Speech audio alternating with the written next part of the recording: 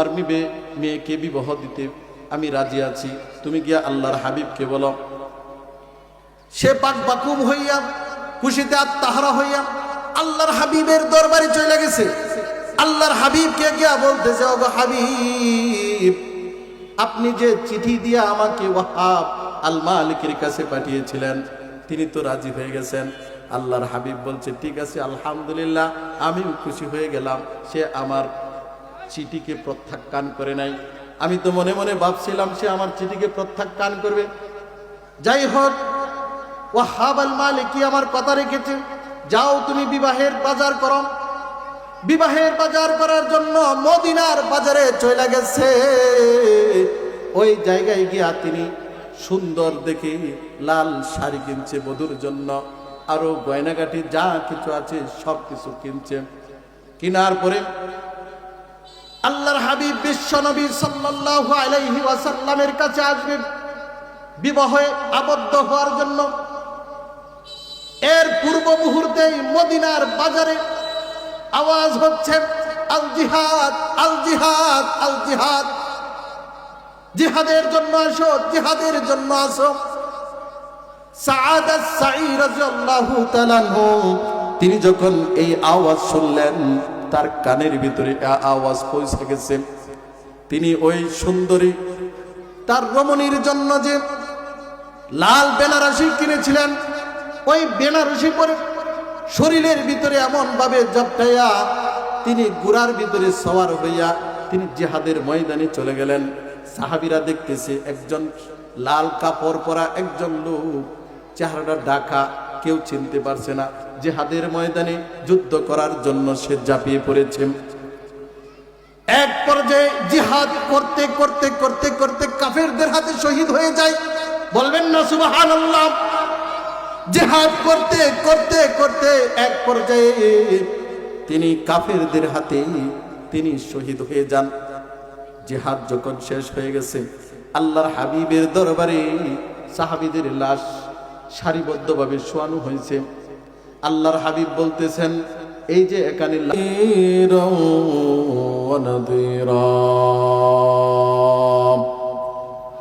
وداعيا إلى الله بإذنه وسراجا منيرا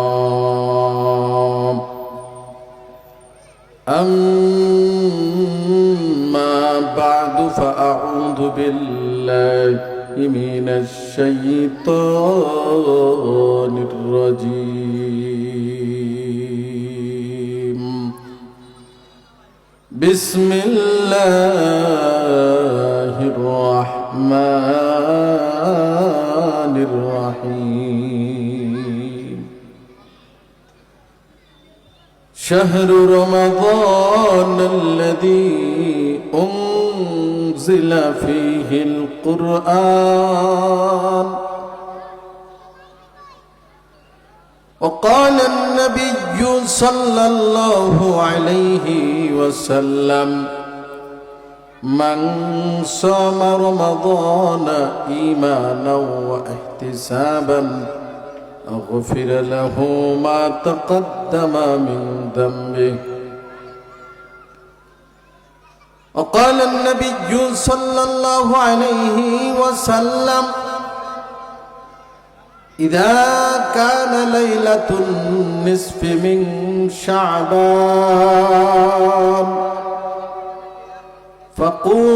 فقوموا ليلها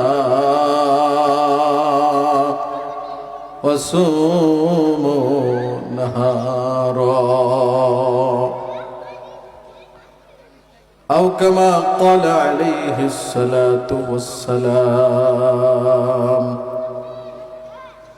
وقال سبحانه وتعالى في شان حبيبه ومحبوبه إن الله وملائكته يصلون على النبي يا أيها الذين آمنوا صلوا عليه وسلموا تسليما بلغ العلا بكماله كشف الدجى بجماله حسنت جميع خصاله صلوا عليه وآله موت کو سم جاہی غافل اختتام زندگی موت کو سم جاہی غافل اختتام زندگی در حقیقت موت تیری ابتدائی زندگی در حقیقت موت تیری ابتدائی زندگی بلغ العلا بکمالہ کشف الدجى بجمالہ حسنت جمیع خصالہ صلوا علیہ وآلہ الحمدللہ আলিয়া আবেদিন মহিলা মাদ্রাসা প্রথম শাখা, আলিয়া আবেদিন একাডেমি ও হেফজ মাদ্রাসা, আলিয়া আবেদিন মডেল মাদ্রাসা দ্বিতীয় শাখা এর উদ্যোগে 10তম ওয়াজ ও দোয়া মাহফিলের সম্মানিত সভাপতি, আজকের মাহফিলের প্রধান বক্তা, প্রধান অতিথি,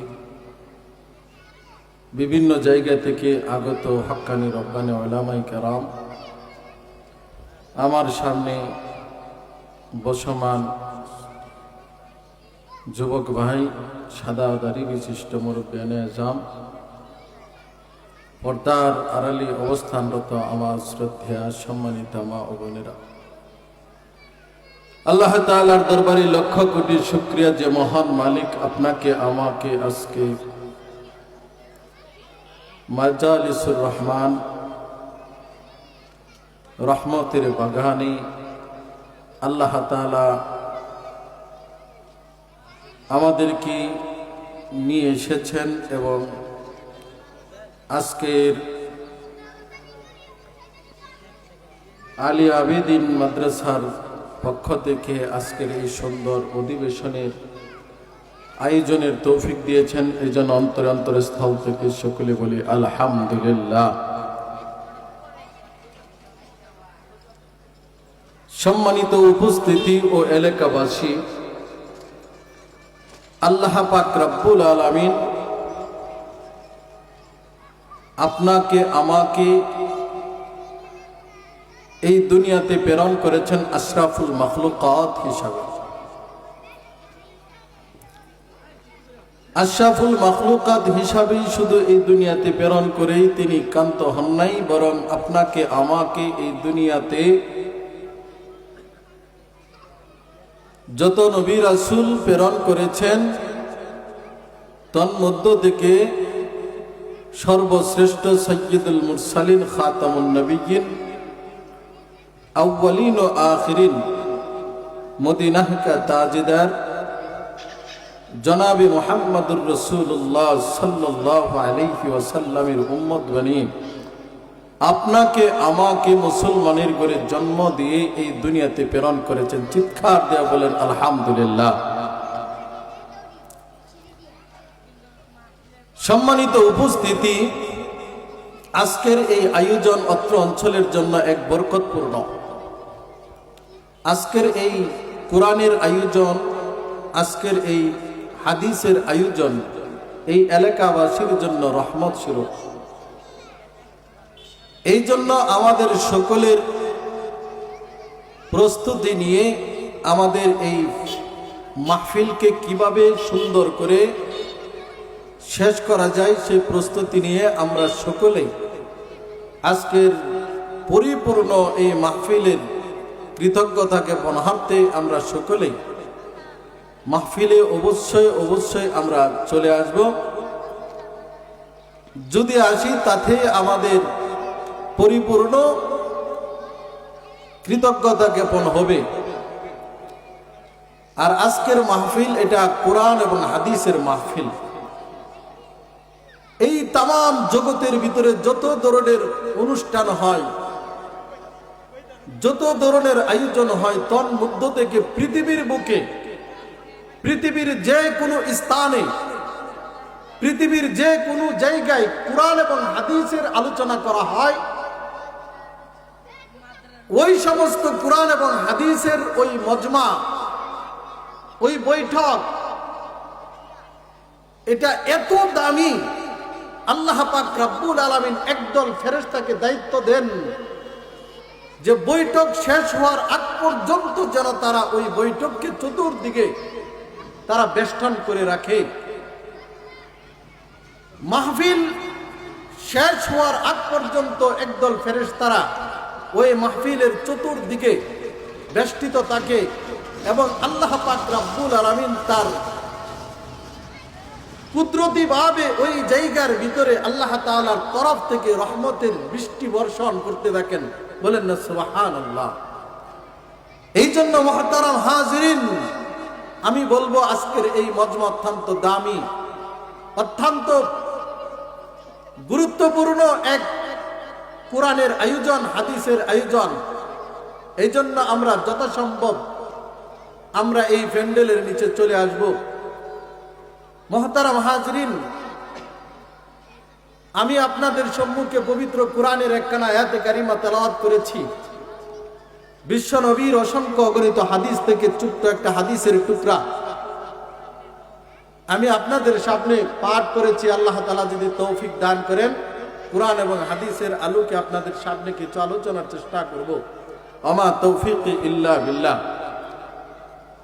সম্মানিত উপস্থিতি,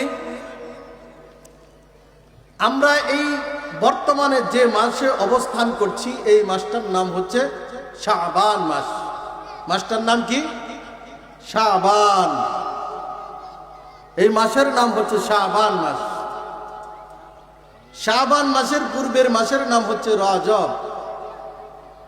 শাবানের পরের মাসের নাম হচ্ছে রমজান। এই শাবান মাস আল্লাহ পাক রব্বুল আলামিন আমাদেরকে দান করেছেন। এই শাবান মাসের ফজিলত, ফাজাইল অনেক। আল্লাহর হাবিব বিশ্ব নবী সাল্লাল্লাহু আলাইহি ওয়াসাল্লাম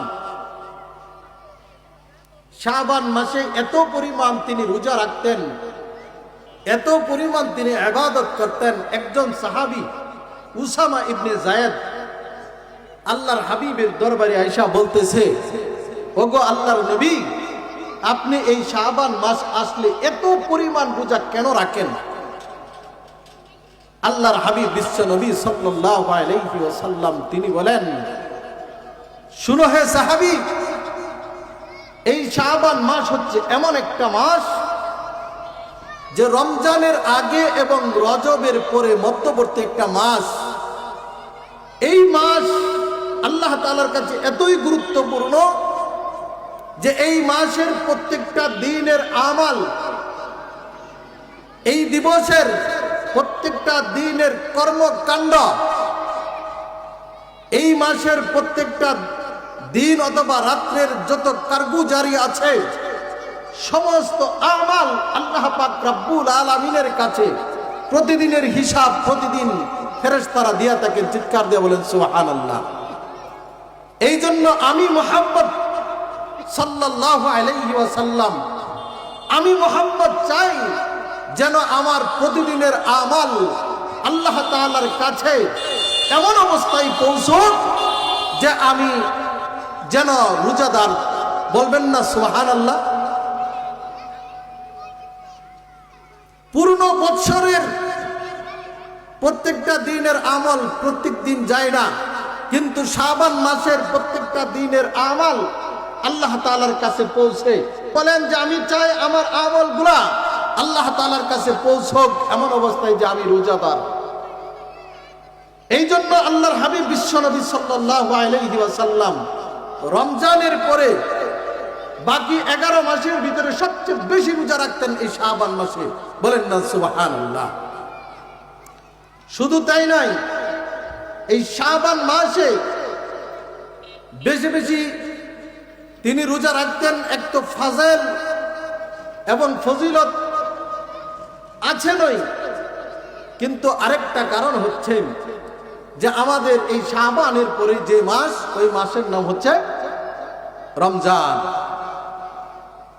আল্লাহ পাক রব্বুল আলামিন এই রমজান মাস, পূর্ণ রমজানে আপনার আমার উপর, সমস্ত বিশ্ব জগতের উপর, সমস্ত মানব জাতির উপর আল্লাহ তাআলা একটা বিধান জারি করেছেন। সেই বিধানের নাম হচ্ছে সিয়াম, যে তোমরা এই রমজানের পূর্ণ মাস তোমরা রোজা রাখবে। এটা আমি আল্লাহ তাআলার তরফ থেকে ফরজ একটি বিধান। ইসলামের 5টি স্তম্ভ আল্লাহর হাবিব বিশ্ব নবী সাল্লাল্লাহু আলাইহি ওয়াসাল্লাম তিনি হাদিসের ভিতরে বলছেন, বুনিয়াল ইসলামু আলা খামসিন শাহাদা আল্লা ইলাহা ইল্লাল্লাহু ওয়া আন্না মুহাম্মাদান আবদুহু ওয়া রাসূলুহু ওয়া ইকামিস সালাতি ওয়া ইতাইজ যাকাতি ওয়াল হজ্জি ওয়া সাওমি রমাদান। আমাদের ইসলামের স্তম্ভ হচ্ছে 5টা। 1 নাম্বার হচ্ছে এই কথার সাক্ষ্য দেওয়া আল্লাহ ছাড়া কোনো মাবুদ নাই। নাকি আমাদের আল্লাহ ছাড়া আরো কোনো মাবুদ আছে?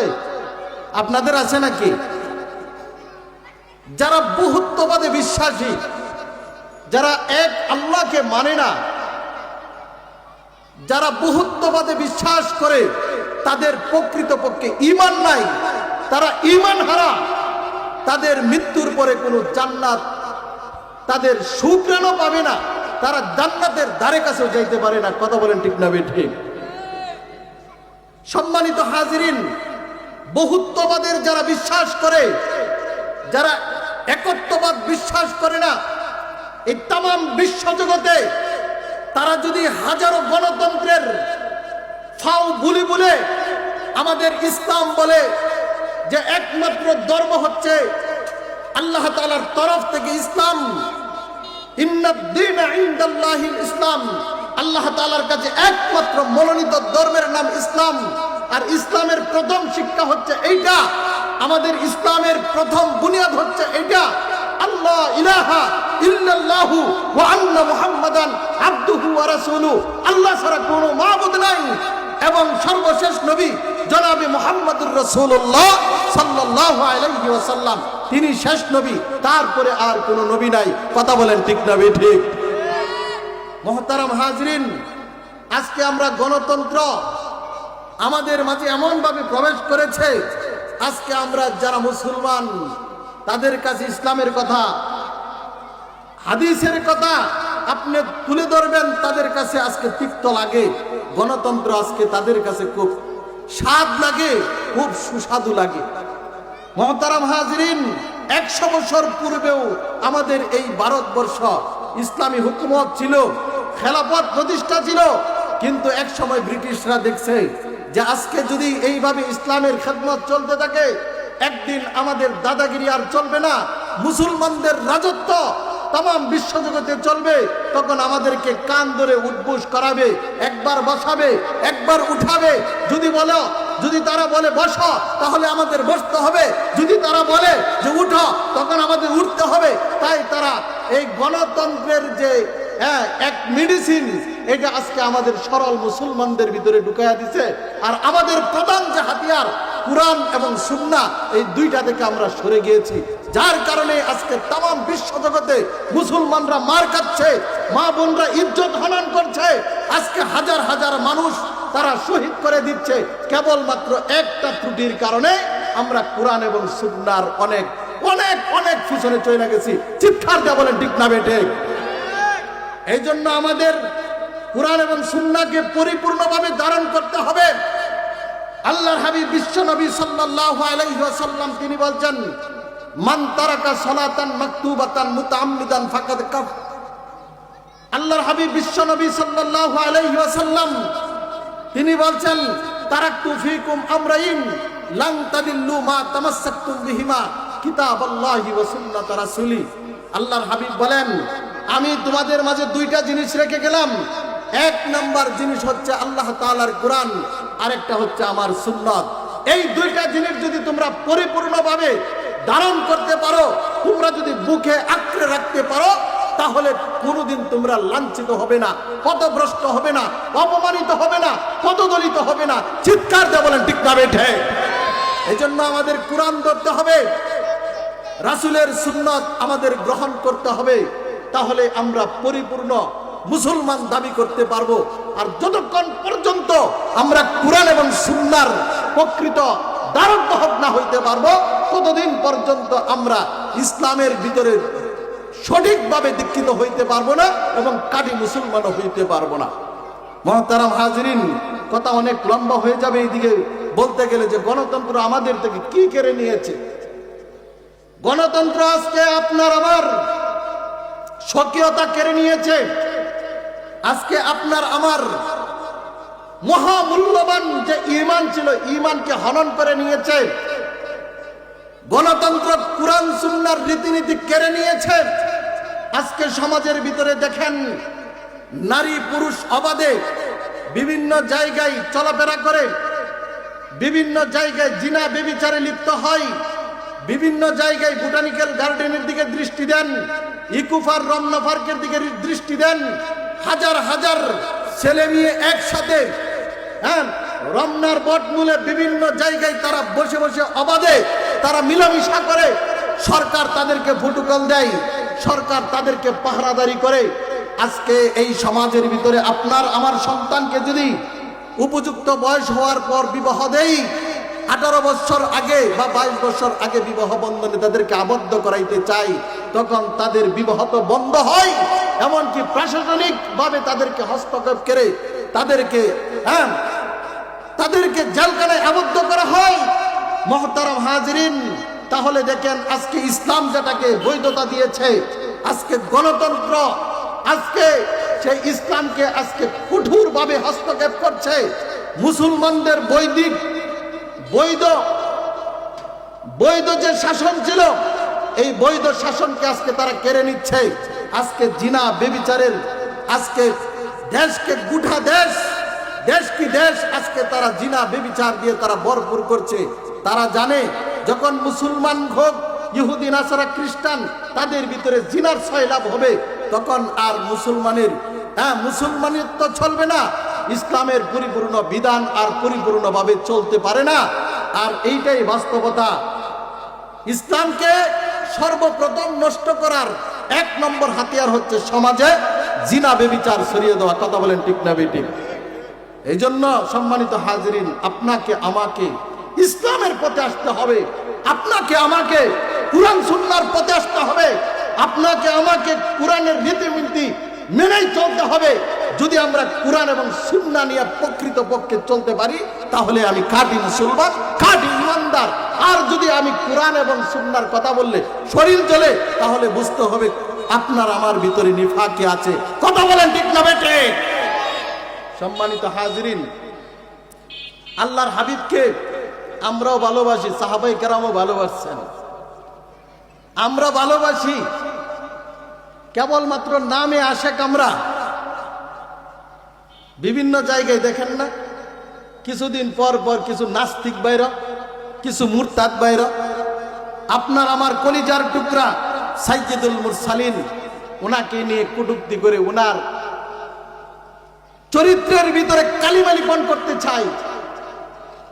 দেখবেন কিছু আমাদের বাংলাদেশে আশেকে জিলাপি আছে, মাজার পূজারি কিছু আছে, আপনার আবার নবীকে নিয়ে যখন কটূক্তি করে তখন তাদেরকে খুঁজে পাওয়া যায় না। সম্মানিত হাজিরিন, ওই সমস্ত মুখোশধারী আশেকে জিলাপি যেগুলো আছে, এইগুলাকে সময় মতো কঠিন জবাব দিয়ে দিবেন। আশেকে রাসূল তো ওই ব্যক্তি যে আপনার আমার নবীকে নিয়ে কোনো ব্যক্তি কেবলমাত্র হালকা একটু কথা বলেছে, আর তখনই একজন প্রকৃতপক্ষের যে প্রকৃত মুসলমান, তার শরীরে 1 ফোঁটা রক্ত থাকা অবস্থায় তার সামনে দুনিয়ার এমন কোন ব্যক্তি ব্যক্তির জন্ম হয় নাই, দুনিয়ার এমন কোন মায়ের সন্তানের জন্ম হয় নাই যে তার সামনে আপনার আমার প্রিয় হাবিব বিশ্ব নবী সাল্লাল্লাহু আলাইহি ওয়াসাল্লামকে নিয়ে কটূক্তি করবে। কথা বলেন ঠিক না বেঠে? প্রকৃত মুসলমান তো সেই, যখন আল্লাহর হাবিবকে নিয়ে কেউ কটূক্তি করবে সাথে সাথে তার দেহ থেকে কল্লাটা আলাদা করে দিতে হবে। কথা বলেন ঠিক না বেঠে? এই জন্য প্রস্তুত হন। আমরা এই দুনিয়ার বুকে আমার সন্তান, আমার বাড়ি গাড়ি, আমার বাবা, আমার মা, আমার আত্মীয় স্বজন, সব কিছু থেকে আমি আমার হাবিবকে বেশি মহব্বত করি। সুতরাং আমার সামনে আমার হাবিবের চরিত্রের ভিতরে কেউ কালিমা লিপন করবে, আমার শরীরের ভিতরে এক ফোঁটা রক্ত থাকা অবস্থায় এটা আমি সহ্য করতে পারি না, সহ্য করতে পারি না। কথা বলেন ঠিক না বেঠে? মুহতারাম হাজরিন, আল্লাহর হাবিবের একজন সাহাবী যার নাম হচ্ছেন সাআদ, কিন্তু অনেক কালো ছিল, চেহারার ভিতরে কোনো লাবণ্যতা ছিল না, উস্কো কুস্কো একটা ভাব ছিল। এই জন্য তাকে সবাই ডাকতো সাঈদ। সাহাবীর নাম সাআদ, কিন্তু তাকে ডাকতো মানে সাঈদ, মানে কালো ছিল। এই জন্য পরিপূর্ণ নাম হচ্ছে সাআদ আস-সাঈদ রাদিয়াল্লাহু তাআলা। আল্লাহর হাবিবের দরবারে একদিন আয়েশা ওই সাহাবী কাঁদতেছেন। আল্লাহর হাবিব বলতেছেন, ওগো সাআদ আস-সাঈদ, তুমি কেন কাঁদছ? সাআদ আস-সাঈদ বলেন, ওগো হাবিব, আমি তো এমন কালো, শুধু কালো না এবং খাটো, আমার তো এখন উপযুক্ত বয়স হয়েছে, কিন্তু আমার কাছে তো কোনো এই মদিনার ভিতরে কোনো মানুষ আমার কাছে তার মেয়েকে বিবাহ দিতে চায় না। আমার মন চাচ্ছে আমি যেন বিবাহ করি, আমার বাকি অর্ধেক ঈমান যেন আমি পূর্ণ করি, কারণ বিবাহের আগে অর্ধেক ঈমান আপনি বলেছেন বিবাহ করলে বাকি অর্ধেক পূর্ণ হয়। তো আমার মনে হয় এই অর্ধেক ঈমান নেই, কবরে যাইতে হবে। আল্লাহর হাবিব তিনি বলছে, সাআদ আস-সাঈদ, তুমি কোনো টেনশন করো না, এই যে আমি চিঠি লিখছি, মদিনার ভিতরে সবচেয়ে ধনাঢ্যবান ব্যক্তি, প্রভাবশালী ব্যক্তি ওয়াহাব মালিকি, তার কাছে এই চিঠি নিয়ে যাও। চিঠিটা দিয়া বলবে যেটা আল্লাহর হাবিব থেকে আপনার কাছে প্রেরণ করা হইল। চিঠি লিখছে, চিঠি নিয়া আল্লাহর হাবিবের তরফ থেকে ওই ওয়াহাব আল মালিকির কাছে নিয়া দিছে। দেওয়ার পরে ওয়াহাব আল মালিকি এই চিঠি পড়া দেখে যে তার মেয়ের বিবাহের প্রস্তাব, জামাইকে যে ব্যক্তি চিঠি নিয়ে আসছে প্রেরক, সে নিজেই হচ্ছে জামাতা। ওয়াহাব আল মালিকি তিনি ওই লোকের প্রতি, ওই সাহাবীর প্রতি একবার তাকান, আবার আরেকবার নিজেকে প্রশ্ন করেন যে আমার মেয়েটা এই মদিনার ভিতরে সবচেয়ে সুন্দরী, আর আল্লাহর হাবিবের তরফ থেকে একটা গোলাম, একজন কালো আবার কাটো একজন মানুষের কাছে বিবাহের পয়গাম দিয়ে পাঠিয়েছে। আহা, এটা কখনো সম্ভব না। অবশেষে তাকে বিদায় করে দিয়েছে, কিন্তু ভিতরে যে তার মেয়ে ছিল এই কথাটা শুনছে। শোনার পরে তার বাবাকে বলছে, কি বাবা, আপনার কাছে কে আসছিল? পরিপূর্ণ ঘটনা কইলা বলছে। বলার পরে ওই মহিলা বলতেছে, ওই সুন্দরী রমণী বলতেছে, বাবা, আল্লাহর হাবিবের তরফ থেকে যেহেতু চিঠি আসছে, তাহলে অবশ্যই এটার ভিতরে কল্যাণ আছে। বাবা, তুমি রাজি থাকো অথবা না থাকো, আমি রাজি আছি, এবং এই যুবককে তুমি ডাইখা আনো, আমি তার কাছে বিবাহ বসতে চাই। চিৎকার দিয়ে বলেন সুবহান। আল্লাহর হাবিবের ওই সাহাবী সাআদ আস-সাঈদ রাদিয়াল্লাহু তাআলা আনহু মন খারাপ করে বহু দূর চলে গিয়েছে। হঠাৎ করে দূর থেকে একটা আওয়াজ আসছে, কে যেন ডাকতেছে, ওরে সাহাবী, তোকে যে বাড়িতে, যে বংশের ভিতরে তুই চিঠি নিয়ে গেছিলে, ওই বাড়ির মালিক তোকে ডাকছে। সে আবার পিছনে গেল, যাইয়া দেখে ওই যে ওয়াহাব আল মালিকি রাদিয়াল্লাহু তাআলা আনহু, তিনি বলতেছে, ওরে সাদ, আমি তো রাজি ছিলাম না, কিন্তু আল্লাহর হাবিব যেহেতু আদেশ দিয়েছেন, আর আমরা দুইজনের ভিতরে যে কথোপকথন হয়েছিল, ঘরের ভিতর থেকে আমার মেয়ে কথা শুনছে, শুই না আমার মেয়ে রাজি হয়ে গেছে। ওরে সাদ, তোর সাথে আমার মেয়েকে বিবাহ দিতে আমি রাজি আছি, তুমি গিয়া আল্লাহর হাবিবকে বলো। সে পাক বাকুম হইয়া খুশিতে আত্মাহারা হইয়া আল্লাহর হাবিবের দরবারে চলে গেছে। আল্লাহর হাবিবকে গিয়া বলতেছে, ওগো হাবিব, আপনি যে চিঠি দিয়া আমাকে ওয়াহাব আল মালিকের কাছে পাঠিয়েছিলেন, তিনি তো রাজি হয়ে গেছেন। আল্লাহর হাবিব বলছে, ঠিক আছে, আলহামদুলিল্লাহ, আমিও খুশি হয়ে গেলাম। সে আমার চিঠিকে প্রত্যাখ্যান করে নাই। আমি তো মনে মনে ভাবছিলাম সে আমার চিঠিকে প্রত্যাখ্যান করবে। যাই হোক, ওয়াহাব আল মালিকি আমার কথা রেখেছে, যাও তুমি বিবাহের বাজার করো। বিবাহের বাজার করার জন্য মদিনার বাজারে চলে গেছে। ওই জায়গায় গিয়া তিনি সুন্দর দেখে লাল শাড়ি কিনছে বধূর জন্য, আরো গয়নাগাটি যা কিছু আছে সব কিছু কিনছে। কিনার পরে আল্লাহর হাবিব বিশ্ব নবী সাল্লাল্লাহু আলাইহি ওয়াসাল্লামের কাছে আসবে বিবাহে আবদ্ধ হওয়ার জন্য। এর পূর্ব মুহূর্তেই মদিনার বাজারে আওয়াজ হচ্ছে, আল জিহাদ, আল জিহাদ, আল জিহাদ, জিহাদের জন্য আসো, জিহাদের জন্য আসো। সাআদ আস-সাঈ রাদিয়াল্লাহু তাআলা আনহু তিনি যখন এই আওয়াজ শুনলেন, তার কানের ভিতরে আওয়াজ পৌঁছে গেছে। তিনি ওই সুন্দরী তার রমণীর জন্য যে লাল বেনারসি কিনেছিলেন, ওই বেনারসি পরে শরীরের ভিতরে এমন ভাবে জপটাইয়া তিনি গুড়ার ভিতরে সওয়ার হইয়া তিনি জিহাদের ময়দানে চলে গেলেন। সাহাবীরা দেখতেছে একজন লাল কাপড় পরা একজন লোক, চেহারাটা ঢাকা, কেউ চিনতে পারছে না। জিহাদের ময়দানে যুদ্ধ করার জন্য সে ঝাঁপিয়ে পড়েছে। এক পর্যায়ে জিহাদ করতে করতে করতে করতে কাফেরদের হাতে শহীদ হয়ে যায়। বলবেন না সুবহানাল্লাহ? জিহাদ করতে করতে করতে এক পর্যায়ে তিনি কাফেরদের হাতে তিনি শহীদ হয়ে যান। জিহাদ যখন শেষ হয়ে গেছে, আল্লাহর হাবিবের দরবারে সাহাবীদের লাশ সারিবদ্ধভাবে শোয়ানো হয়েছে।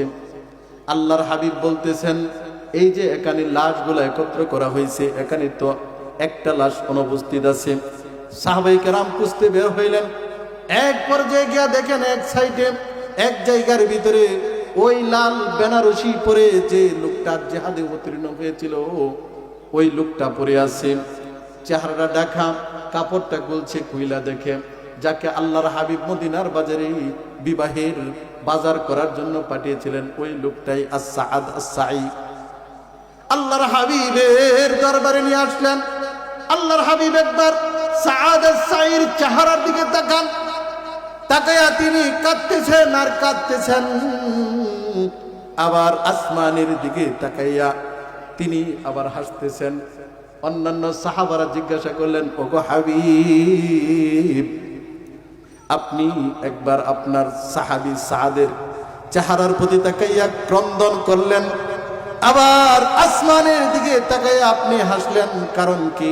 আল্লাহর হাবিব বলেন, আমার ওই সাহাবীর চেহারার প্রতি যখন আমি তাকাইলাম, আমার মনে পড়ে গেছে, আরে কেমন পাগল পারা আমার সাহাবী, আল্লাহকে কত ভালোবাসে, আমি রাসূলকে কত ভালোবাসে। মদিনার বাজারে গিয়েছে বাজার করার জন্য, লাল বেনারসি কিনেছেন, স্ত্রীর জন্য গয়নাকাটি কিনেছেন, কিন্তু যখন জিহাদের ডাক আসলো, সে বিবাহ না করে, বিবাহ বন্ধনে আবদ্ধ না হয়ে সে জিহাদের ময়দানে চলে আসছে।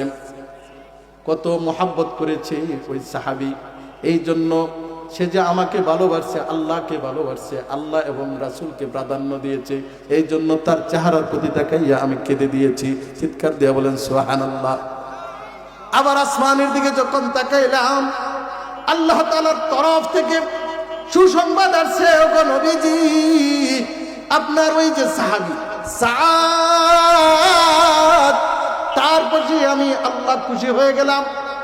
আমি আল্লাহ তাআলার তরফ থেকে আপনার ওই সাহাবীকে মাফ করে দিয়ে আমি তাকে জান্নাতের সুসংবাদ দিয়ে দিলাম। চিৎকার দিয়া বলবেন না সুবহানাল্লাহ?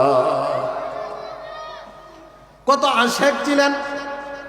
এই জন্যই তো কবি বলেন, আশেকু সে ক্যা মজা হাই মাশুকু সে পৌঁছিও, আশেকু সে ক্যা মজা হাই মাশুকু সে পৌঁছিও, শাকে গুল মে ক্যা মজা হাই বুলবুলু সে পৌঁছিও। যারা খাঁটি আল্লাহর আশেক, যারা খাঁটি নবীর আশেক, তাদের অন্তরের ভিতরে কি মহাব্বত, কি ভালোবাসা একমাত্র তো তারাই জানে। যারা ভালোবাসছে, যারা প্রকৃতপক্ষে ভালোবাসছে আল্লাহ এবং আল্লাহর রাসূলকে, তাদের সামনে দুনিয়া তো তুচ্ছ, দুনিয়া তো একটা তুচ্ছ জিনিস মাত্র। আর বউ তো অনেক পরে, স্ত্রী তো আরো অনেক পরে, টাকা পয়সা বাড়ি গাড়ি অর্থ করি